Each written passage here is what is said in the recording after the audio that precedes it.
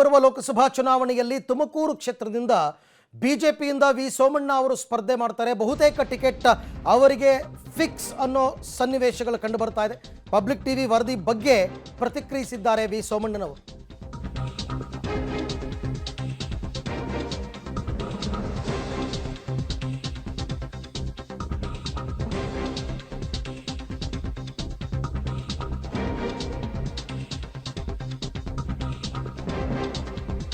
ಇವತ್ತು ಬೆಳಗ್ಗೆ 9 ಗಂಟೆಗೆ ಪಬ್ಲಿಕ್ ಟಿವಿಯಲ್ಲಿ ಈ ಸುದ್ದಿಯನ್ನು ನಾವು ಬ್ರೇಕ್ ಮಾಡಿದ್ವಿ. ತುಮಕೂರು ಲೋಕಸಭಾ ಕ್ಷೇತ್ರದಿಂದ ಸೋಮಣ್ಣನವರ ಸ್ಪರ್ಧೆ ವಿಚಾರ ಪಬ್ಲಿಕ್ ಟಿವಿ ವರದಿ ಬಗ್ಗೆ ಪ್ರತಿಕ್ರಿಯಿಸಿದ್ದಾರೆ ವಿ ಸೋಮಣ್ಣ ಅವರು. ಹೈಕಮಾಂಡ್ ಬಳಿ ತುಮಕೂರು ಲೋಕಸಭೆಯ ಟಿಕೆಟ್ ಅನ್ನು ಕೇಳಿದ್ದೀನಿ, ಗುರುತಿಸಿ ಟಿಕೆಟ್ ಕೊಟ್ಟರೆ ಜನರ ಬಳಿಗೆ ಹೋಗ್ತೀನಿ.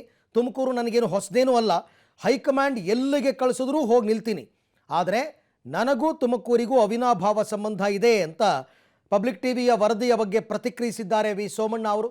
ಈಗಾಗಲೇ ಯಡಿಯೂರಪ್ಪ ಮತ್ತು ವಿಜೇಂದ್ರ ಅವರು ಕೂಡ ಇವರ ಸ್ಪರ್ಧೆಗೆ ಗ್ರೀನ್ ಸಿಗ್ನಲ್ ಕೊಟ್ಟಿದ್ದಾರೆ. ಹೈಕಮಾಂಡ್ ಕೂಡ ಒಲವನ್ನು ವ್ಯಕ್ತಪಡಿಸಿದೆ. ಹಾಗಾಗಿ ತುಮಕೂರು ಲೋಕಸಭಾ ಕ್ಷೇತ್ರದಿಂದ ಈ ಬಾರಿ ಸೋಮಣ್ಣ ಅವರು ಕಣಕ್ಕಿಳಿತಾರೆ ಅನ್ನುವಂಥದ್ದೇ ಈಗ ದಟ್ಟವಾಗಿ ಹಬ್ಬಿರುವಂತಹ ವಿಚಾರ. ಲೋಕಸಭಾ ಕ್ಷೇತ್ರಕ್ಕೆ ತುಮಕೂರಿಗೆ ನನಗೂ ಟಿಕೆಟ್ ಬೇಕು ಅಂತ ಮಾಧುಸ್ವಾಮಿ ಅವರು ಪ್ರಯತ್ನ ಪಟ್ಟರೂ ಕೂಡ ಹೈಕಮಾಂಡ್ ಒಲವು ಸೋಮಣ್ಣ ಅವರತ್ತ ಇದೆ.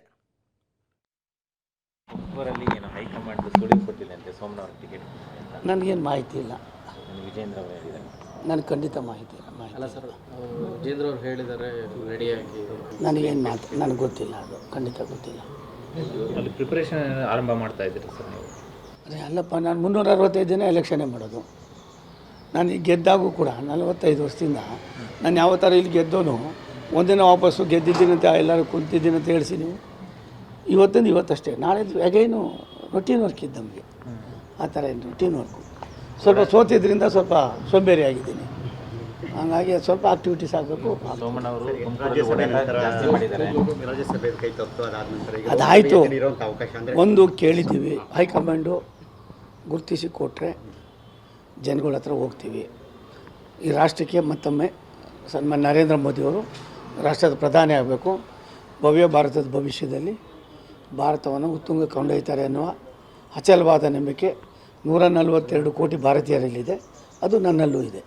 ನರೇಂದ್ರ ಮೋದಿಯವರು ದೇಶಕ್ಕೆ ಪ್ರಧಾನಿ ಆಗ್ತಾರೆ ಅಂದಾಗ ನಾವು ಅದಕ್ಕೆ ನಮ್ಮ ಅಳಿಲು ಸೇವೆಯೂ ಕೂಡ ಇರ್ತದೆ. ತುಮಕೂರಲ್ಲೇ ಏನೋ ಮನೆ ನೋಡ್ತಾ ಇದ್ದೀರಂತ ಸರ್? ನಾನು ಆ ಥರ ಯೋಚನೆ ಮಾಡಿಲ್ಲಪ್ಪ.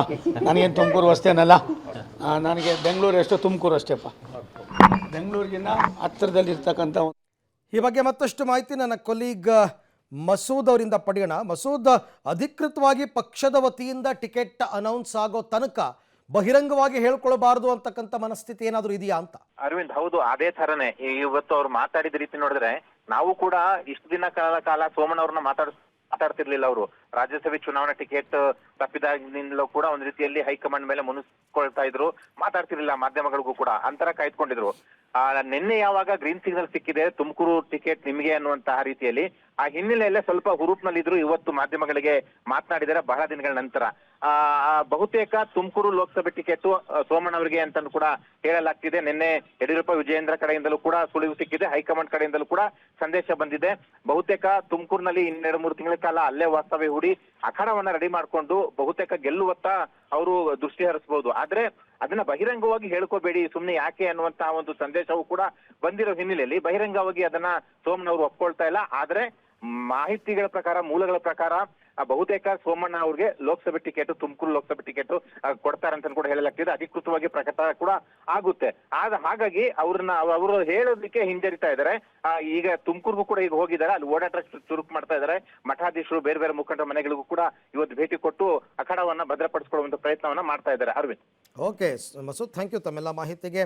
ಯಾವಾಗಲೂ ಕೂಡ ಸಾಮಾನ್ಯವಾಗಿ ಪಕ್ಷದ ವತಿಯಿಂದ ಅಧಿಕೃತವಾಗಿ ಟಿಕೆಟ್ ಅನೌನ್ಸ್ ಮಾಡೋದಕ್ಕೂ ಮೊದಲು ತಮಗೆ ತಾವೇ ಹೇಳ್ಕೊಂಡ್ರೆ 108 ಭಿನ್ನಮತಕ್ಕೆ ಕಾರಣವಾಗುತ್ತೆ ಅನ್ನೋ ಕಾರಣಕ್ಕೆ ಈ ರೀತಿ ಮುಂಜಾಗ್ರತೆ ಅಷ್ಟೇ.